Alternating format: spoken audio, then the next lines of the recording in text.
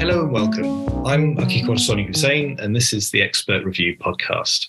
This is the second part of a two-part podcast looking at the complex relationship between India and the offshore jurisdictions, in particular focusing on British Virgin Islands, the BVI. In this podcast, we focus on those times when, to quote, when things go wrong. In other words, when stakeholders, trustees and service providers are faced with investigations or inquiries from competent authorities based locally or in overseas jurisdictions, and understanding, more importantly, what their rights and obligations should be and maybe. In this regard, I'm absolutely delighted to introduce our expert for this podcast, Mythily Katsaris of Fladgate LLP in London. Mythily leads the India desk and the luxury assets group at Fladgate, is dual qualified in England and India. Mythily is a star lawyer, is recognised by Legal 500, Chamber and Partners, and the India Business Law Review for specialisms in cross-border acquisitions and joint ventures, with particular expertise on advising entrepreneurs and business interests in an array of assets, real estate, manufacturing, hospitality and leisure. More importantly,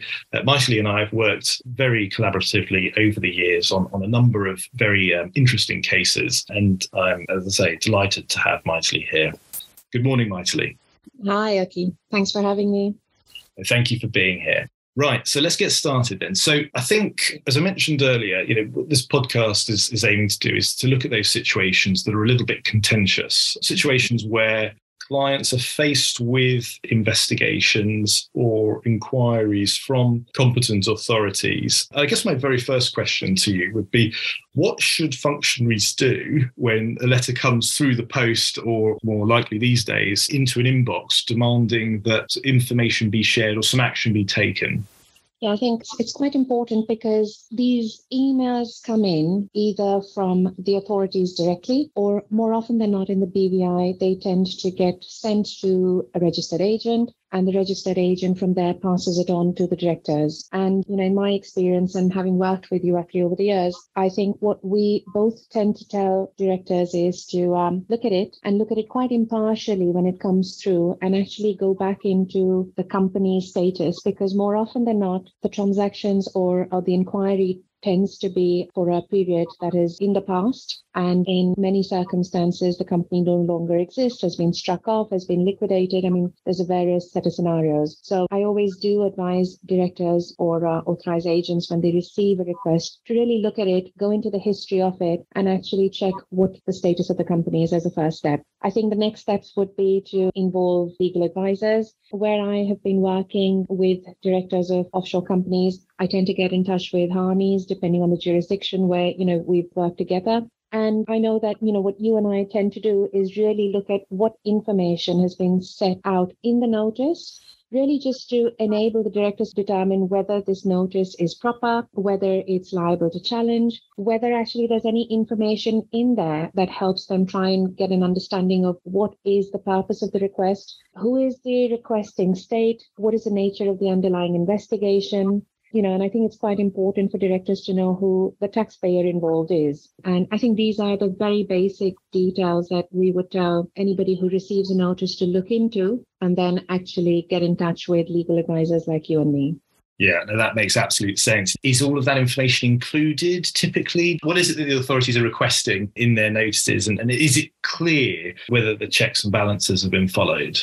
I think in our experience, more often than not, we don't tend to see notices which are thorough. So there is usually a request for historical information, and this historical information is in relation to a company which has been registered in the BVI, since we're talking about the BVI at the moment. And it requests a whole host of information about the company, its directors, the shareholders, the ultimate beneficial owners. They usually ask for registers. They tend to ask for accounts and financial statements and dealings that the company has entered into in contracts. But I think most requests ask you to provide details of the beneficial owners of the company together with whatever due diligence documentation either the registered agent or the directors might have. And that tends to be the sort of information that's requested. It's a very macro, broad-based request for all and any information relating to a company.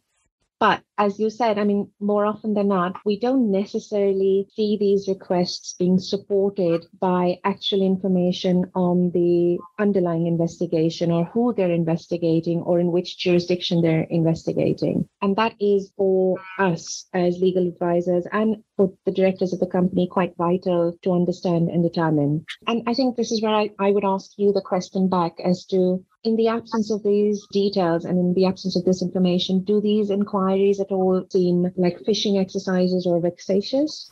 Yeah, I think they can certainly come across as phishing exercises. I think the best way that I would describe these requests for information is it's a little bit like a case of putting these requests through a number of officials, and what's popped out at the end is not always entirely intelligible to the plain reader. So exactly as you say, they're not always formulated very thoroughly, and they're not prepared with someone reviewing it that might not actually have any idea as to what is happening here. Or, there may be new directors, the company could have been sold, and this relates to something that happened years ago. And so there's really no clarity that is obvious from what is being written. And so a lot of the time, discussions that we have, again, as you say, it's going back into the file and possibly previous owners of companies or something like that. And the other thing, of course, is that there is this distinction, I think, between, I suppose, a more bureaucratic approach to these notices, which is we have a notice and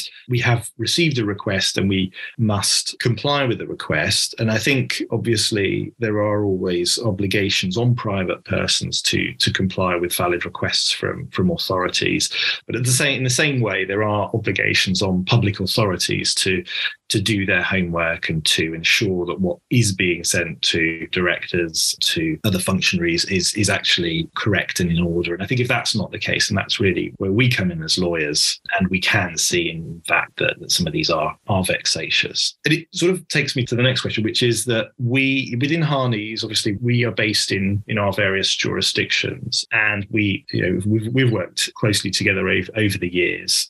We are often at the tail end of these investigations where we're dealing with the immediate authority. We don't really have a global overview as to what is going on. And I would often look to you for that side of things. Are there any tips that you can provide when you're on the one side helping clients and perhaps on the other side working with lawyers in numerous jurisdictions in these sorts of cases? Yeah, I suppose we would tend to have a better overview of what's happening in different jurisdictions. And again, in my experience, what seems to have happened or what tends to happen is there are requests coming to different jurisdictions where, these companies may have operated or have had assets, and they're very similar in the information that they're asking for, but they all tend to have the same, sort of vague information and details on what the actual underlying request is. And we've had these discussions in the past where, particularly from the perspective of the BVI, we talk about whether it's important for us to analyze and come to a considered view about whether these underlying requests are foreseeably relevant. So I think one of the things when coordinating between different jurisdictions and legal advisors in different jurisdictions that we tend to do as a start is to actually try and see whether all these requests are in fact similar, or whether there are any details that we can actually get out of any of these notices and,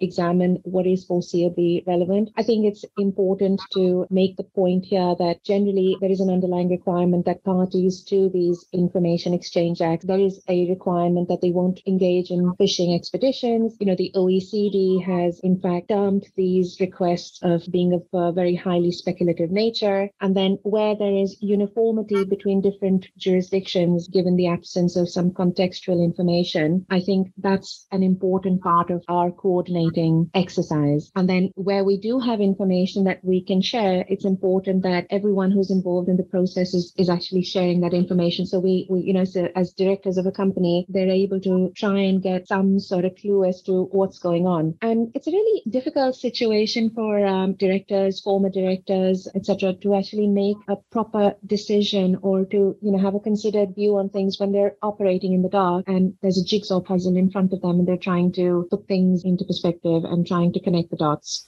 Absolutely. And do you think there are differences between the various jurisdictions, the various pieces of the puzzle, as you say? There tends to be, whilst I think the experience has been that the requests go out to everyone, anywhere, where the company may have operated or have assets. And they're all similar in nature. And there is a real task that most company directors are faced with on what to do. I think the issue is it's about process and protocol. I'm aware that BVI has precedent in terms of a court decision about how to handle these. Other jurisdictions may not. And, there is little guidance that is given. So if we're talking about other jurisdictions where I've seen notices come through, whether that's Mauritius or Cyprus or even Switzerland, the processes are different and the procedures are different. So it's all about timing. It all comes down to timing and, where the process actually allows for this entire procedure to go ahead quickly. And my experience has been, and you'll also probably endorse this view, is that in the BVI in particular, more often than not, when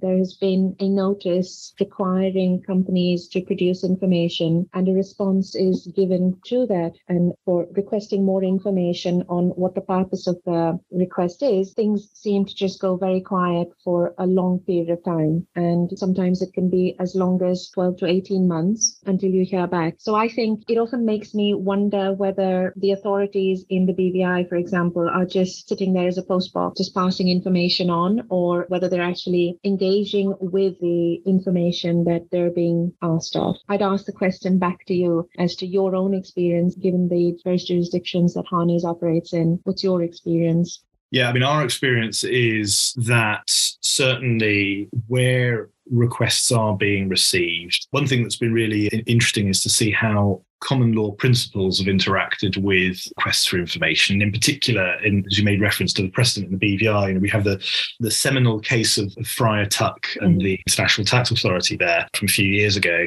And that was a case that we, within Harney's, we worked on. And it was really, really interesting case, I think, where it reminded us all, I think, as lawyers, that it is rule of law above everything else. And when that gets forgotten and we become overly bureaucratic in an approach, then we start running into problems. Really also shown us the sort of the common law heritage of a lot of these jurisdictions. And I remember when we were preparing for that case, we looked very closely at the law in a number of other jurisdictions that had, UK overseas territories or crown dependencies in particular, but also under English common law principles. And so there is this whole concept that, yes, of course, an act can provide certain authorities to certain, let's say, rights to public authorities to exercise power, but at the same time, those powers are exercised on the basis of certain fundamental principles on which public authorities should act. So it goes back to sort of public law 101 that you'd do at university, and those are still very much, I think, at play. And as lawyers, it's always our obligation, I think, to remind the authorities that those are underlying principles. And I think that they certainly flow through common law jurisdictions that I've seen, although there are certain cases where ultimately the authorities will have been found to have acted entirely correctly. So it does also depend on a sort of case-by-case analysis. Of course. And perhaps actually this is the right time to talk about what the status of the BVI's commitment to public UBO registers is. I think this is around the world. There is a need or a demand for UBO registers to be made public. Absolutely. The first thing is that the BVI is not particularly singled out in this respect. So there's been a common approach that the UK itself has taken to its overseas territories, which is to essentially require, there was a political statement some years ago requiring the overseas territories to implement a public register of UBO information by a certain time limit. That time limit is currently set at 2023, but again, it's more of a political settlement rather than anything specified in law. We are aware that the overseas territories are generally have their obligations in mind, and the fact that they do need to work with the UK on this one. I think that there is, and so the official BVI position is that these registers will be implemented when they become a global standard. That's the position of the BVI government. Right. And that's fair. There is discussion at FATF level and acknowledgement at FATF level that this is not a global standard yet. So having UBO registers private for law enforcement purposes, but there's no universal view on whether those should be public or not. And in fact, that's been recently challenged. But I think that's probably a fair assessment of where we are. We should talk about the recent challenge, but actually before we just get to that, there is already obligations in the BVI for beneficial ownership reporting, isn't there? Because there's the BOSS Act, as we call it. And that's right. Yeah. So there is a requirement for all companies and even partnerships, I believe, to report information regarding beneficial owner, but it's just kept by the registered agent or it's uploaded onto a confidential database, which is only accessible by a competent regulatory authority. But, now, given that you already have the BOSS Act, there's also an overall worldwide global commitment to having these UBO registers made public. What are your views on the most recent judgment in the EU Court of Justice? Yeah, it's really interesting to watch this dynamic. Where we are at present is, and I think it comes back to a dynamic between a rights-based analysis on the one side, looking at concepts of rights to privacy, for example, and the rule of law and those sorts of things, versus a more bureaucratic approach, which in some quarters would be described as doing things for the greater good, but that may trample over the rights of the individual in certain cases. And so I think that the recent case before the Court of Justice of the European Union is precisely, I think, on that point. And I think it looks to become a fairly seminal case in its own right. It's not exactly like the Fryer-Tuck case that we referred to, because the Fryer-Tuck case was more looking at the procedural anomalies that arose. I think here what we're looking at more of a rights-based assessment. So, data protection, right to privacy. And again, we're not talking about concealing data from law enforcement. It is squarely on the issue of whether these registers should be public or not. And so, very interestingly, across member states since that judgment, which occurred last week, I think it was earlier in November, we are now starting to see all of the UBO registers being suspended for public view. So I think generally what we're seeing is that they're still available where you can show legitimate interest, but to the general public, no. And I think there's certain, there's always a balancing act to these things. And so I think that's what we're seeing in real time at the moment. So it's a fascinating time to view this.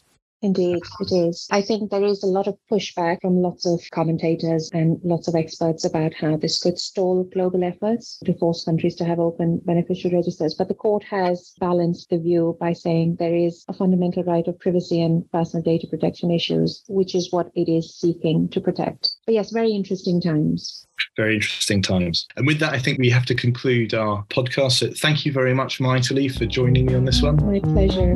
Thank you. And till next time. Bye-bye.